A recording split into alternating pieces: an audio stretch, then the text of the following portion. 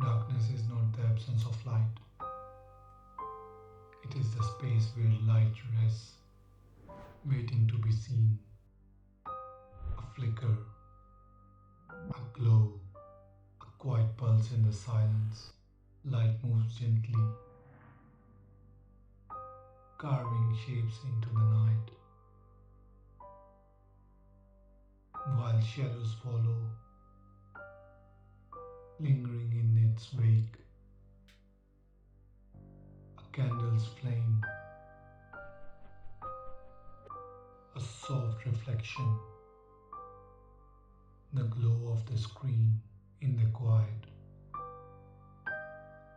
Light does not fight the dark. It simply exists, patiently, beautifully. Even when it fades, it never truly disappears. Because even in the deepest night, light finds a way.